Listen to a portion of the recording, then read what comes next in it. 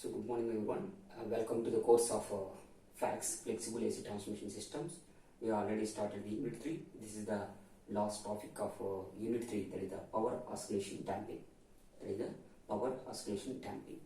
So here the power oscillation damping is nothing but, what is mean by power oscillation damping? If at all any is the most of the power system, for example, the most of the systems, power system is under undamped system. మన జనరల్గా మన power system చూసుకుంటే it is a undamped system. ఈ undamped system is some small and gradual disturbance అక్కడ అయింది. The system is having undamped system, it is small disturbance is occur small disturbance అక్కడ అయింది అనుకోండి. అన్డాంప్డ్ సిస్టమ్కి ఏమవుతుంది, ఫస్ట్ డిస్టర్బెన్స్ ఎక్కడ వస్తుంది, జనరేటర్ యొక్క యాంగిల్ ఆసిలేట్ అవుతుంది. That the figure A here. So this is the generator angle oscillations, figure A.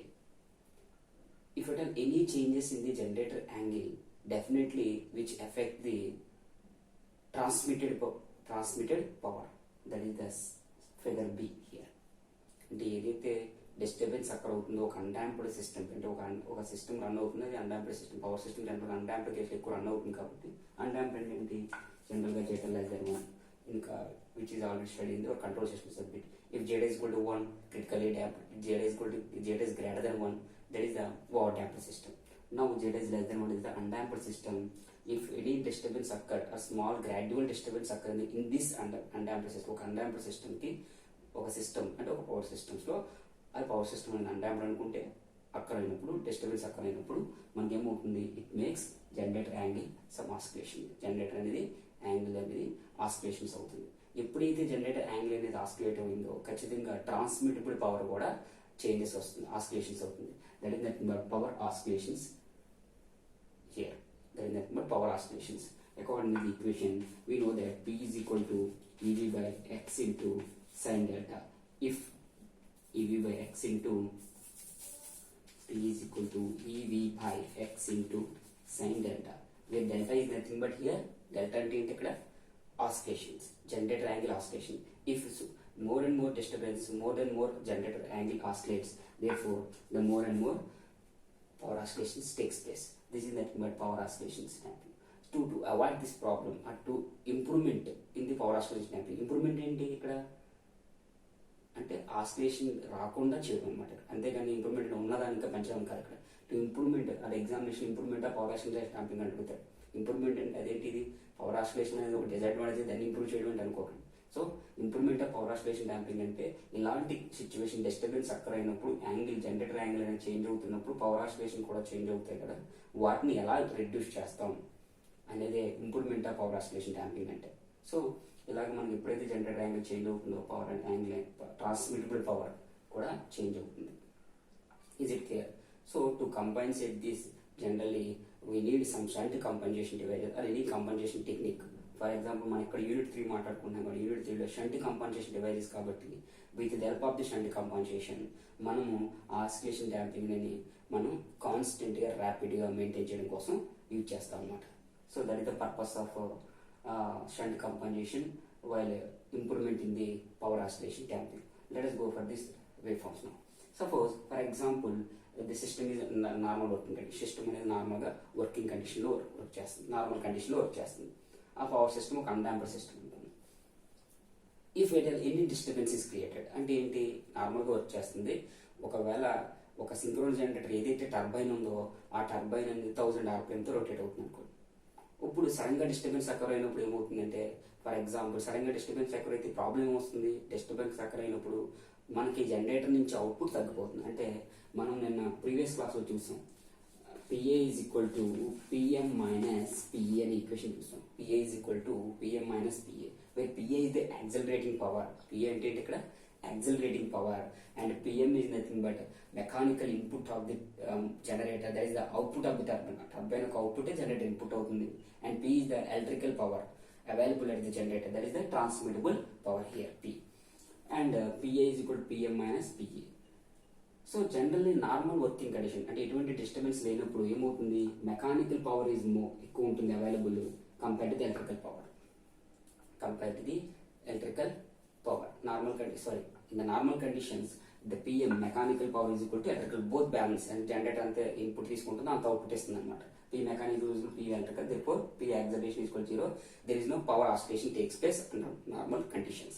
ఎటువంటి ఆసిలేషన్స్ జనరేటర్ అనేది చేయదు, అటువంటి ట్రాన్స్మిటబుల్ పవర్ కూడా ఆసిలేషన్స్ అవ్వదు, స్టడీ స్టేట్ పవర్ అనేది వెళ్తూ ఉంటుంది జనరేటర్ నుంచి. For example and in this undamped system, ఈ ఒక అన్డాంపర్డ్ సిస్టమ్ మనం ఏమంటున్నాం, ఒక స్మాల్ డిస్టర్బెన్స్ క్రియేట్ చేయడం. స్మాల్ డిస్టర్బెన్స్ వచ్చింది అనుకోండి, ఆ స్మాల్ డిస్టర్బెన్స్ వచ్చినప్పుడు ఏమవుతుంది, ఫస్ట్ ఎఫెక్ట్ ఏమవుతుంది, జనరేటర్ యాంగిల్ అనేది చేంజ్ అవుతుంది. జనరేటర్ యాంగిల్ అనేది చేంజ్ అవుతుంది.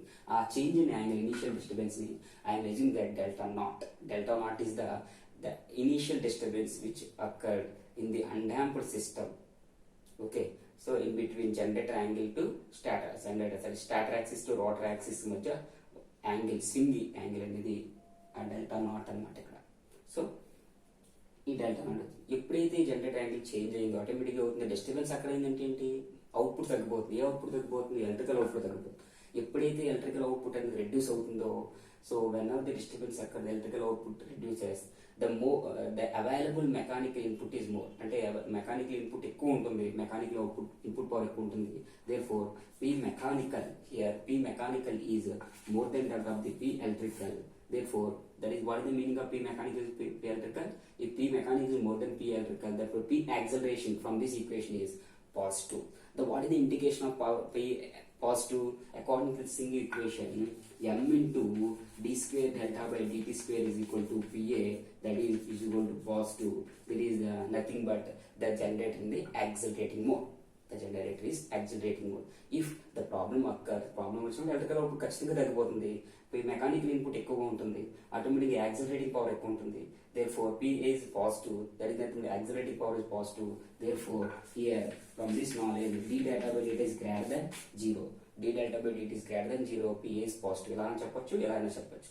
సో ఎప్పుడైతే యాక్సిలరేట్ అవుతుందో, యాక్సిలరేటింగ్ పవర్ ఎక్కువ అవుతుందో, మనకి జనరేటర్ అనేది యాక్సిలరేటింగ్ మోడ్ లో ఉంటుంది. మనకి సడన్ గా ఏ ఇన్పుట్ తగ్గిపోతుంది, ఎలక్ట్రికల్ అవుట్పుట్ అనేది తగ్గిపోతుంది. జనరేటర్ నుంచి వచ్చే అవుట్పుట్ అనేది తగ్గిపోతుంది. సో ఫర్ ఎగ్జాంపుల్ ఇక్కడ డిస్టర్బెన్స్ అక్కడ అవుతున్నప్పుడు ఒక అన్డాంప్డ్ సిస్టమ్, ఇదంతా అన్డాంప్డ్ సిస్టమ్ యొక్క ఆసిలేషన్స్. ఇదంతా ఏంటి, ఒక అన్డాంప్డ్ సిస్టమ్ యొక్క ఆసిలేషన్స్. ఇది డాంప్డ్ సిస్టమ్ తీసుకుంటాం. ఒక డాంపింగ్ ఉన్నప్పుడు, ఇదేమో అన్డాంప్డ్ ఉన్నప్పుడు. సో ఎప్పుడైతే మనకి ఈ పైన కండిషన్ ఇనిషియల్ డిస్టర్బెన్స్ ఎక్కువైందో, మనకి ఏమవుతుంది, పవర్ ఎలా ఉండాల్సి కాన్స్టెంట్ ఎలా మెయింటైన్ చేయాల్సింది సడన్ గా డిక్రీజ్ అయిపోతుంది. Because of the disturbance, the transmittable power P is the in the figure P, the P is the transmittable power decreases from this value to here. అంటే 1000 rpm and rpm కి generator ఒక turbine input, generator కి input ఏదైతే ఉందో turbine నుంచి వస్తుంది కదా, దాని యొక్క స్పీడ్ సడన్ గా పెరిగింది అనుకోండి, ఆటోమేటిక్ గా ఏమవుతుంది, ఎలక్ట్రికల్ అవుట్పుట్ అనేది ఇక్కడ నుంచి ఈ వాల్యూ నుంచి ఇక్కడ వాల్యూకి డిక్రీజ్ అయిపోతుంది. ఈ వాల్యూ నుంచి ఈ వాల్యూకి డిక్రీజ్ అయిపోతుంది. తర్వాత మళ్ళీ ఏమవుతుంది, మనకి జనరేటర్ అనేది యాక్సిలరేటింగ్ కండిషన్ లో ఉంటుంది, స్పీడ్ ఎక్కువ ఉంటుంది. ఎందుకు, ఎలక్ట్రికల్ ఇన్పుట్ ఎక్కువ ఉంటుంది, అవుట్పుట్ తక్కువ ఉంటుంది కాబట్టి ఎక్కువ మనకి యాక్సిలరేటింగ్ కండిషన్స్ లో ఉంటుంది. సో ఇలాగ మనకి, సో ఈ కండిషన్ లో ఏం చేయాలి, సో మనకి ఎలక్ట్రికల్ అవుట్పుట్ తక్కువగా వస్తుంది, మెకానికల్ ఇన్పుట్ ఎక్కువగా వస్తుంది. సో ఖచ్చితంగా ఆసిలేషన్ తగ్గించాలంటే ఏం చేయాలి, మనం ఎలక్ట్రికల్ ఇన్పుట్ని కూడా, ఎలక్ట్రికల్ అవుట్పుట్ని కూడా పెంచాలి. అంటే ట్రాన్స్మిటబుల్ పవర్ని ఏం చేయాలి, మనం ఇంక్రీజ్ చేయాలి. అంటే మనకి ఎలక్ట్రికల్ అవుట్పుట్ తగ్గుతుంది కాబట్టి, అంటే ట్రాన్స్మిటబుల్ పవర్ అన్న ఫిగర్ బి అంటే ట్రాన్స్మిటబుల్ పవర్, దాన్ని నేను ఎలక్ట్రికల్ అవుట్పుట్ అంటున్నాను, జనరేటర్కి అవుట్పుట్ అంటున్నాను. సో అది మనం పెంచాలి. ఇది తగ్గిపోయి ఉంది కాబట్టి పెంచితే మనకి ఏమవుతుంది, మళ్ళీ పెంచితే mechanical input PM greater than PE కాబట్టి ఇది పెంచడం వల్ల ఏమవుతుంది, సర్టెన్ కేసు దగ్గర ఒక కండిషన్ దగ్గర PM is equal to PE అవుతుంది. దేర్ఫోర్ బ్యాలెన్స్ అవుతుంది, అది స్టేబుల్ అవుతుంది, ఎటువంటి ఆసిలేషన్ చేయదు, జనరేటర్ అనేది స్టడీ స్టేట్ లో రొటేట్ అవుతుంది, ఆటోమేటిక్ ఎంటైర్ పవర్ సిస్టమ్ కూడా స్టడీ స్టేట్ లో ఉంటుందని చెప్తాం. సో హియర్ ఇక్కడ ఎప్పుడైతే మనం ఎలక్ట్రికల్ ట్రాన్స్మిటబుల్ పవర్ ఇంక్రీజ్ చేస్తున్నామో ఆటోమేటిక్ గా PE is equal to PM అవుతుంది. Then we got the less number of oscillations in the generator angle, therefore the power oscillations also reduces here. That is the purpose for shunt compensation. While in case of initial disturbance occurs, initial disturbance occur అయినప్పుడు మనకి shunt compensation వల్ల ఏమవుతుంది, sudden గా ఇది ఇక్కడ చూడండి, ఇక్కడ ఏమవుతుంది, పవర్ తగ్గిపోతుంది. ఇంకా పవర్ ఇక్కడ మనకి ఫాల్ట్ అక్కరైంది కాబట్టి ఇక్కడ ఫాల్ట్ అక్కర్ అయినప్పుడు ఇక్కడ నుంచి తగ్గిపోయింది. మరి తగ్గిపోయిన పవర్ను మరి కంపన్సేట్ చేయాలి కదా. కంపన్సేట్ చేయాలంటే ఏం కావాలన్నాను, కంపన్సేషన్ డివైజెస్ కావాలి. మనం ఏమంటున్నాం, షంట్ కంపన్సేషన్ డివైజెస్ అంటే ఒక షంట్ కంపన్సేట్ ఇస్తే ఒక రియాక్టివ్ పవర్ అంటే వేర్ అవుట్పుట్ అంటే రియాక్టివ్ పవర్ అవుట్పుట్ని మనం ఇచ్చేసి కంపన్సేట్ చేస్తున్నాం. ఎప్పుడైతే రియాక్టివ్ పవర్ ఇచ్చేసి కంపన్సేట్ చేస్తున్నామో ఆటోమేటిక్గా ఈ పవర్ ఇక్కడ కంపన్సేట్ చేయడం వల్ల ఈ ఏదైతే డిక్రీజ్ అయ్యిందో డౌన్వర్డ్స్ లో ఉందో ఇది అప్వర్డ్స్ లో ఉంది. ఆటోమేటిక్గా రెండు కంపన్సేట్ అయ్యి ఎలక్ట్రికల్ పవర్ ఇస్ కూడా మెకానికల్ అవి అది స్టడీ స్టేట్ లో రేటెడ్ అవుతుంది అనమాట. So this is the purpose. అంటే ఎప్పుడైతే మనకి డిస్టర్బెన్స్ అక్కర్ అవుతుందో, డెల్టా నాట్ అనేది ఇంక్రీజ్ అవుతుందో, పీ నాట్ అనేది ట్రాన్స్మిటబుల్ పవర్ తగ్గుతుందో ఆ కేసులో ఇది రిసల్ట్ కంపన్సేటర్ అనేది ఒక వేరియబుల్ ఇంపిడెన్స్ అనుకున్నాం కాబట్టి ఆ ఇంపిడెన్స్ మేబీ కెపాసిటివ్ కానీ ఇండక్టివ్ నేచర్ లో ఉంటుంది. సో ఎప్పుడైతే ఆ యాంగిల్ తగ్గుతుందో ఇది కెపాసిటర్ కింద యాక్ట్ చేసి మనకి రియాక్టివ్ పవర్ ని సప్లై చేస్తుంది అనమాట. So for example in certain cases some times ఏమవుతుంది, P acceleration negative, that is available electrical power is more, transmittable power electrical output ఎక్కువ ఉంటుంది, మెకానికల్ ఇన్పుట్ తక్కువ ఉంటుంది. ఓకే, అది ఎప్పుడు వస్తుంది, జనరల్ లోడ్ కండిషన్ ఎలా ఉంటుంది, రిసీవింగ్ అండ్ సైడ్ వోల్టేజ్ ఎక్కువ ఉంటుంది, అక్కడ రిసీవ్ చేసుకున్న పవర్ కూడా ఎక్కువ ఉంటుంది. సేమ్ కండిషన్ అంటే no load condition electrical power available is ఎక్కువ ఉంది అనుకోండి, మెకానికల్ పవర్ తక్కువ ఉంటుంది. అప్పుడు ఏమవుతుంది, P mechanical is less, P electrical is more, P acceleration value is negative, therefore it is deaccelerating. That is nothing but d delta by dt is less than 0. So ఈ condition వచ్చింది, d delta by dt is less than 0.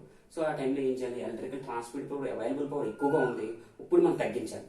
So now to reduce the electrical transmittable power generally మనం ఏం చేస్తాం, ఈ shunt compensation use చేసి మనం ఏం చేస్తామంటే అది ఒక వేరియబుల్ ఇంపిడెన్స్ కాబట్టి ఇండక్టివ్ ఇంపిడెన్స్ యూజ్ చేస్తాం. ఇండక్టివ్ ఇంపిడెన్స్ యూజ్ చేసి మనం ఏం చేస్తాం, రియాక్టివ్ పవర్ ని అబ్జర్వ్ చేసుకుంటాం. ఆటోమేటిక్ గా ఎలక్ట్రికల్ పవర్ అని తగ్గి యాక్సిలరేషన్ పవర్ అనేది నెగిటివ్ అనేది మనకి బ్యాలెన్స్ అవి పిఎం ఈజ్వల్ టు పిఏవి మనకి ఆసిలేషన్స్ అని తగ్గుతాయి. అంటే ఈ విధంగా మనకి ఏమవుతుంది, ఇక్కడ ట్రాన్స్మిటబుల్ పవర్ ఎక్కువగా ఉన్నప్పుడు ఓకేనా తగ్గించేస్తున్నాం, ట్రాన్స్మిటబుల్ పవర్ తక్కువగా ఉన్నప్పుడు పెంచుతున్నాం. సో ఎప్పుడు పెంచుతున్నాం, d delta by greater than 0 ఉన్నప్పుడు ఎలక్ట్రికల్ పవర్ ని పెంచుతున్నాం, d delta by dt is less than 0 ఉన్నప్పుడు ట్రాన్స్మిటబుల్ పవర్ ని తగ్గిస్తున్నాం. So in this way we compensate the power oscillation damping with the help of the reactive power compensation. So this is the waveform where generator angle oscillates, and this is the transmittable power here, and this is the reactive power supported by the compensation. So figure B is the transmittable power, figure C is the that is the where output of the compensation device. So ఇది ఇలా పెరుగుతుంది. So ఇక్కడ చూడండి, ఇక్కడ పెరుగుతున్నప్పుడు ఇక్కడ decrease అవుతుంది, ఇక్కడ తగ్గుతుంది కాబట్టి అవైలబుల్ పవర్ తక్కువ ఉంది కాబట్టి ఇక్కడ పెంచుతుంది, ఇక్కడ ఏముంది ఎక్కువ ఉంది కాబట్టి ఇక్కడ తగ్గిస్తుంది. సో వైస్ వర్సా వర్క్ చేస్తుంది. This is about improvement of power oscillation damping with the help of the shunt compensation device. Thank you.